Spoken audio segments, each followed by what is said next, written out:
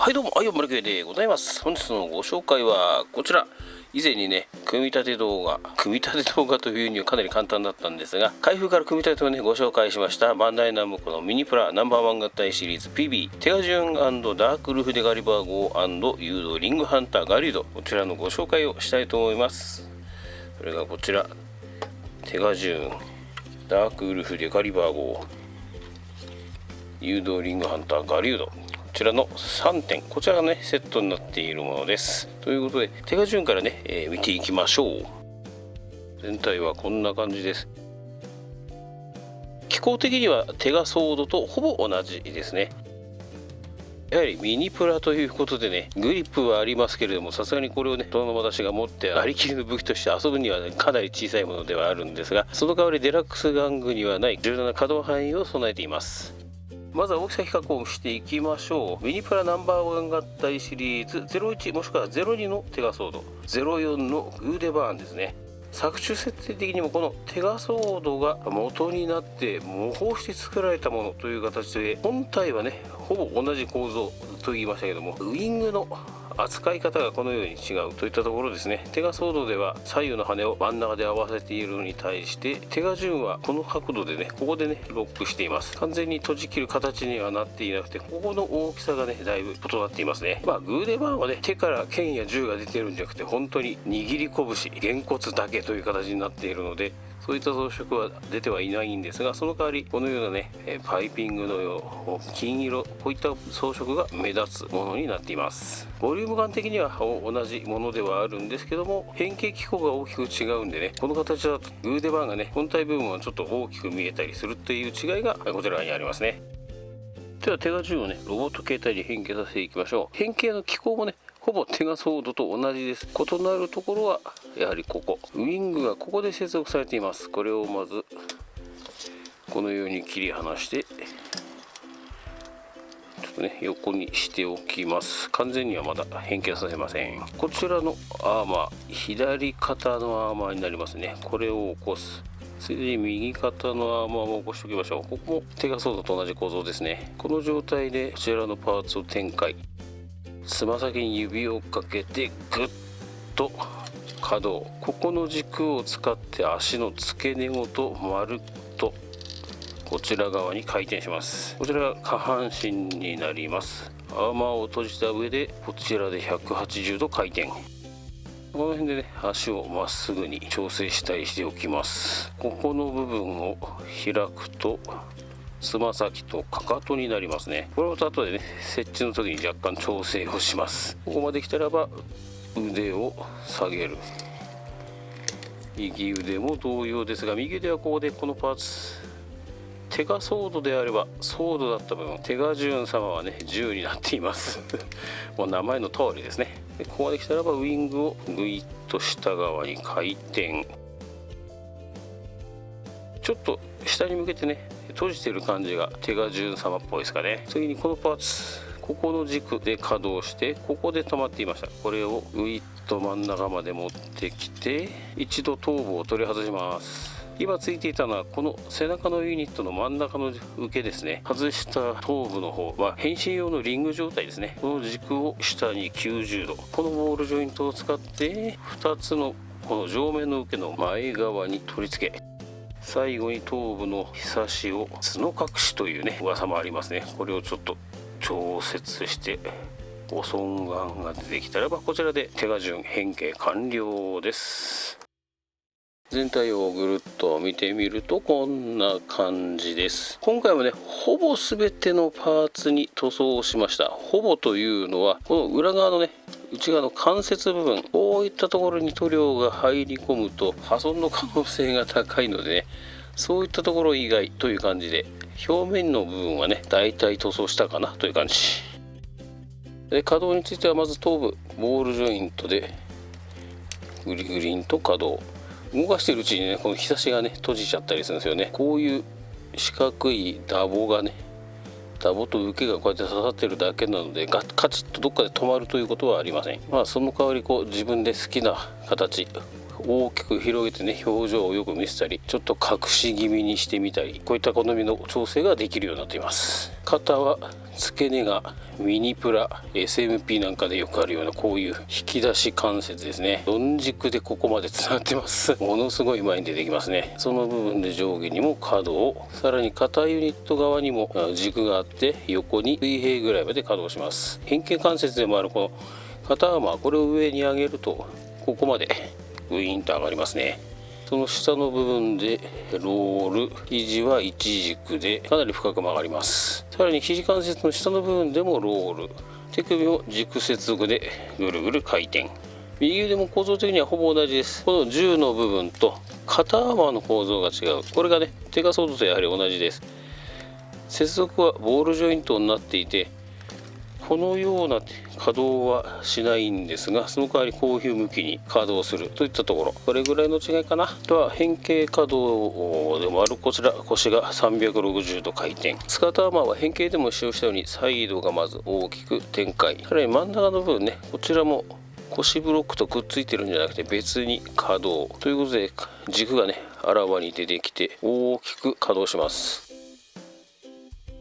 ポーズをつけてみるとこんな感じで、手が順さはねあんまりこういう泥臭い戦い方というのは劇中してなかったんですが、足のね可動範囲、可動箇所なんかを駆使するとこんな感じで大きく足を開いてもねしっかり設置しております。あとぐっと腰を落とした姿勢にすることで、今回もやはりこのウィングにあたる部分、これをねわざわざつけてしまうことで4点立ちして安定した自立が可能になるというのがね面白いですね。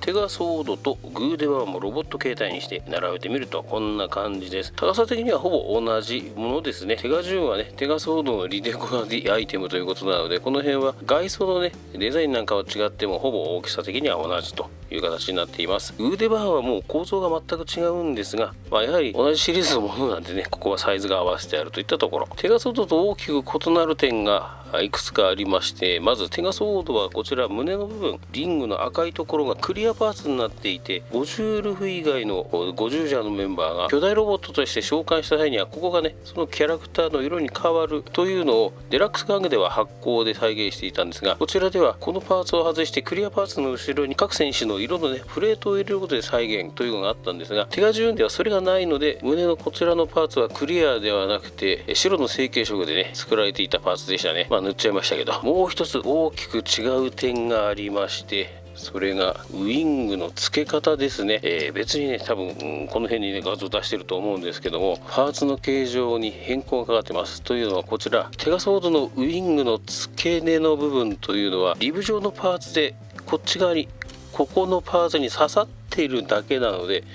こう動かしているうちにポロリすることが多かったんですが、なんとこちらのねテガジューン、本来ちょっとやっちゃいけないことだと思うんですけどね、塗装するために分解したところパーツの形状が変わっていることに気がついたんですよ。というのもこれがその例のパーツなんですが、このパーツがテガソードではここ側に向かってリブで刺さっているだけだったのに対して、テガジューンでは上下にちょっとずつねリブが増えていて、後ろ側のパーツで押さえることでこれが抜けなくなってるんですよ。これはものすごいいい変更点、改良点ですね。プレ版限定にしただけあるというのとはちょっと違うんだけど、食玩というね、販売経路、販路の問題もあって再販があんまりしにくいものなんでしょうね。もしも再販した時には多分テガソードもその形になるんじゃないかなと思います。ちなみに変形合体についてはここの部分翼を外すということはないので、接着しちゃっても問題はないですかね。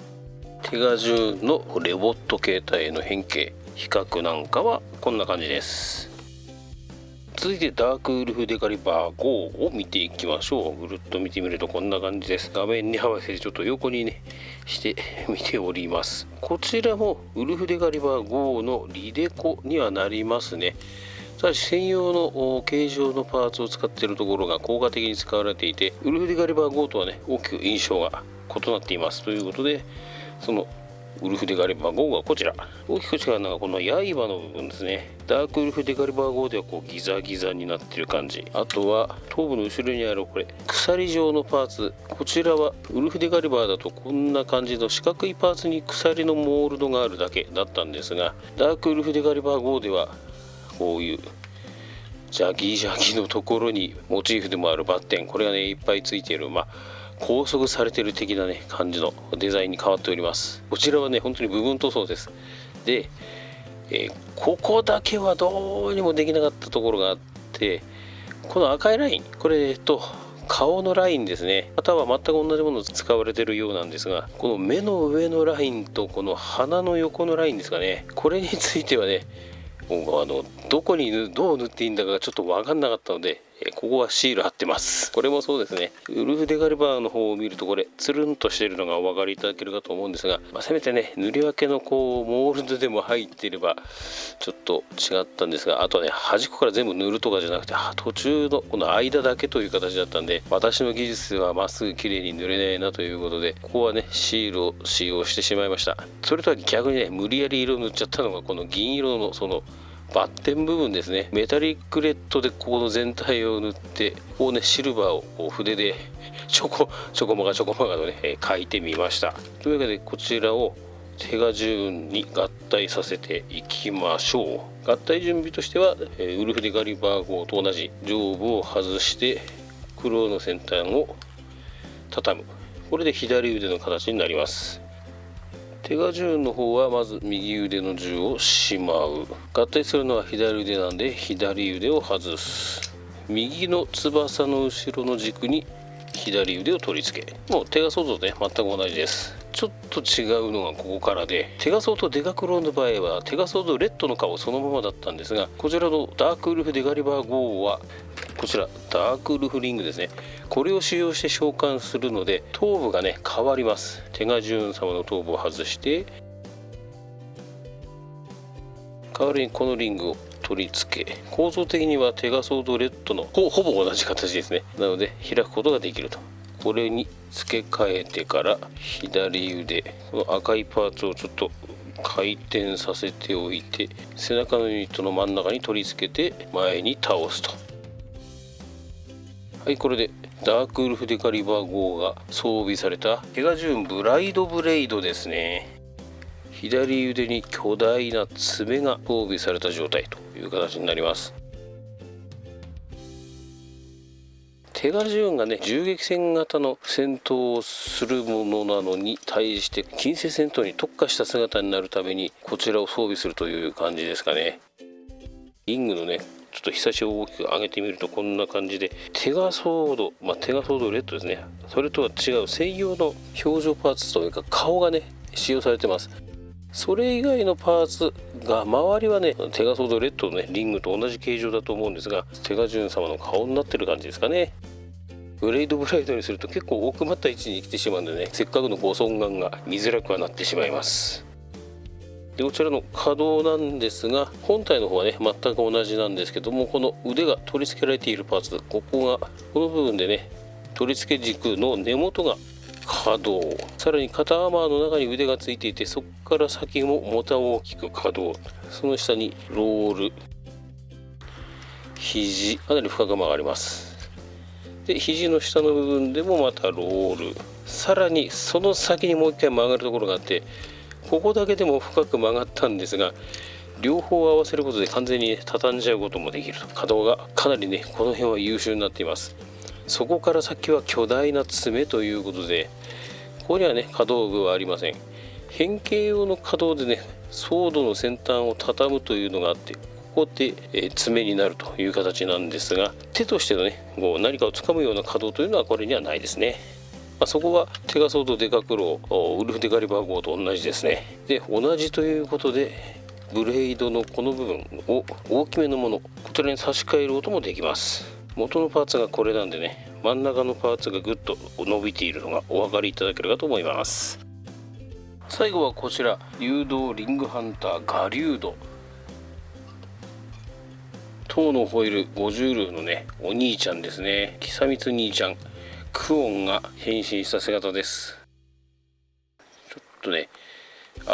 これまたバックヘビーでちょっと自立がしづらくて申し訳ございません。こんな感じです。いやこれかなりかっこいいですね。でこちらもほぼ全塗装かな。今回もマント塗ってないね。マントはねただ艶消しでトップコート拭いただけです。ちょっと可動の説明をするのにちょっと外しちゃいましょう。頭部がまずボールジョイント、グリグリ可動、ただ我流では首にこの、いわゆるマントですね、これを巻いているので大きく動かすとこの顎がね当たってしまいます。肩は肩馬が胴体側についている形、溶かしてやれば360度回転。取り付け方はいつもの誘導の形ですね。横に細長いところに軸を差し込むので、この中で位置を調節したり角度を調節したりすることが可能で、ロールは肘関節の上の部分、肘は一軸で90度弱ですね。手首はボールジョイントです。ちょこっとね角度がつくかなという感じ。回転は360度回転します。胴体は腰のベルトの上の部分で分割されていて、ここで360度回転。アーマーは左側の腰にだけついています。右のアーマーはももについてるんですよね。でこれを動かしてやると開脚がこんな感じ。左の腰にはこれ船体リングですね。右の腰には先ほど言ったアーマーがついてるんで、この辺が干渉するので左右で角度でね、異なる感じになります。前方にもかな、特に左足はね船体リングの造形が結構前に出てるんで、ここがね引っかかっちゃいますね。後ろへはこんな感じで、足の取り付け部の中がこうユニットになっていて、太ももがねこうくるむようにそのユニットを隠しているんですが、そこでロール。膝は一軸でちょっとこの辺がえぐれていて深く曲がる形。足首はボールジョイントで内側にのみちょっとねクリアランスがあって、そっち外側はないと。内側はある分だけ角度が深く曲がる。これによって最地の調節がねしやすくなるという感じです。今回ね今更になって思い出したんですが、こういったねお子さんの誤飲防止のフラグをね取るの忘れてますねこれまあいいやそりゃ。でマントは軸で取り付けて、さらにこのような稼働をするという形になっております。これがかっこいいですよね。で頭に銃が乗っかっているあたりは、手賀銃の部下ということもあるんでしょうかね。変身する際には武器モードの手賀銃を使用します。持たせ方はこの2つのパーツになるんですけど、軸と受けがあるパーツ、これをこの握り拳下側から軸を刺して手の甲にこの受けが来るように取り付けて、受け軸を取り付け、反対側の上にねパーツが来ることで持ってるように見えるというものです。はい、こちらね、シールなんかはもともとなかったんですが、先ほど見ていただいたね手賀順様を参考に色をねちょっと塗ってみました。ちょっと雑だけどねと交換用の手首としては開き手がありますね。左右同じようなちょっと表情がついた開き手があるので、変身の際やセンタリングでのね選手の召喚の際に手賀順をね叩く触る形を再現することもできます。さらに武器としてパーツがねもう2つついておりますが、これ何かというとねダークウルフ・デ・ガリバー号なんですよね。こういう形ですね。真ん中の軸を握り拳の上と下から持たせることで逆手持ちをしているような形、順手持ちでもいいんですけどね、このような形で装備させることもできます。シールなんかは全くなしでね、ダークウルフ・デ・ガリバー号を見ながらちまちま塗ってみました。これまた雑いですけどね。ちょっとポーズをつけてみるとこんな感じで、マントがあるんでバランス取りはちょっと難しいんですけども、ここがうまくできればかなりね躍動感があるかっこいいポーズが取れますね。左手も握り拳がね不器用の穴が開いているのでね、ダークウルフ・デ・ガリバー号を左手に装備させることも可能です。で手賀銃の方もね下側にブレードがあったりするので、両手でね逆手持ちの武器を使っているといったところがやはり、ダークヒーロー感があっていいですね。最後にセット商品を3つをね並べてみました。こうやって見るとね手賀銃が2つあって、ダークウルフ・デ・ガリバー号が2つあってというで豪華セットに見えてきますね。それもそのはず、手賀銃のねデラックス玩具だいたい8000円ぐらいなんですが、こちらのセットでね1万超えです単純に手賀順が欲しいんだったらばデラックス買ってもよかったかもしれないんですが、変身武器兼巨大ロボットというね変形が組み込まれていて、リングのね個別認識機能なんかがあったりするものということで、全くこちらとはね方向性が違うものではあるので、多少はね稼働させたかった私としてはこちらのね手賀順を待っていた形ではあります。もう完成した頃にはすでに50じゃがね番組終了しちゃって、もうすでに次の作品超宇宙刑事ギャバンインフィニティがねもうすでに数話放映されている状況ではあるんですけれども、いやこれね満足ですね。何が良かったってやはりテガソードの時にポロリが多発していたウィングの付け根、あちらの改善がされていたところですね。こちらは一部組み立て済みキットということで、最初に見たテガソードやグーデバーンのようにランナーからパーツを切り離して組み立てていくものというのじゃなくて、テガ順だったらば両腕、下半身、頭部、バックパックのユニットぐらいに分かれて、それらがすでに組み立てられた状態、それを組み付けていくだけという形のものだったんですよね。なので塗装するためというのもあって、私パーツ分解しちゃいましたけども、本来推奨される遊び方ではありませんね。ただね、その分解したことでそのパーツの違いに気がつけたんですけれども、特にテガソードのウィング部分よりもテガ順のウィング、パーツがね厚くて大きくなっているので、そこをね保持するためには、そこはしっかりその軸部分が固定をねされていて欲しかったなと思ったところなったので、それがそのようにちゃんとね改良されているのは素晴らしいことだと思います。あとね、ダークウルフ・デガリバー号、これがウルフ・デガリバー号のリデコで作れたということもあるんでしょうけども、これが入ってるので値段が上がっちゃってるのかなという気が少ししますかね。ただこれがあることでね、こちらのセットのみを買ってもテガジューンがね強化形態、テガジューンブライドブレードにねすることもできるという点を考えるとね、必要だったのかなと思います。さらにそのテガジューンに突き従う姿を見せていたこちらね、塔のホイールのお兄ちゃんクオン久光兄ちゃんのねリングハンターガリュードがこちらのセットでね発売されていたというのも興味深いかなと思います。というのもスーパー戦隊の誘導って基本の戦士5人と追加戦士が1人か2人とかだったんですけれども、そうすると発売タイミングがね1回か2回しかないんですよね。これまで良かったのはこういったねライバルキャラと雑魚キャラっていうのかな、いわゆる戦闘員ポジションのものがあったりしたんですけども、どうしてもそちらの売れ行きはねあまりメインのキャラクターに比べると良くなかったらしいので、今回はこのような措置が取られたんじゃないのかなと思っております。その分出来もいいですね。こちらにちょっと使ったんであれなんですけども、ほぼシール使わないで、今回も塗装で試してみたんですが、なかなかいいシリーズでしたねという言い方をするのはね、やっぱりスーパー戦隊はね一旦休止になりましたけども、これ、ね、超個人的な勝手な妄想なんですが、今やってるねギャバインフィニティプロジェクトレッドというくくりの中の一つの作品として作られたようなんですけども、半年、26話かな、2クールってやつで違うやはり特撮、メタルヒーロー系の何かになって、それがまた2クールやって、それをね3本繰り返して、現在の仮面ライダーと放映タイミング、放映開始のタイミングを同じにするつもりがあるんじゃないかなと個人的に思っております。でそこでね1年半の充電期間をもって満を持してスーパー戦隊が復活という形になるんじゃないのかなとね、個人的観測希望が思いっきり入った話ではあるんですが、そうなってくれたら嬉しいなと思っております。そのところで本日のご紹介この辺でお開きとさせていただきます。今回の動画をお気に召しましたら高評価、コメント、チャンネル登録をよろしくお願いします。今後の動画作成の励みになります。また X と Instagram で動画投稿のお知らせをしております。そちらのフォローもお願いします。同様にチャンネルのコミュニティでも動画投稿のお知らせをしております。重ねてチャンネル登録よろしくお願いいたします。さらにねチャンネルメンバーシップを立ち上げております。こういったものともね当チャンネルメインコンテンツのクロスアップ系とも違う、こういうね、こういう方向から見る的なね動画を作っていこうと思っております。最安値のメンバーシップ参加費になっておりますので、よろしかったらねメンバーシップのご参加の方もご検討ください。最後までご視聴いただきありがとうございました。また次の動画でお会いいたしましょう。i409 でした。それではまた。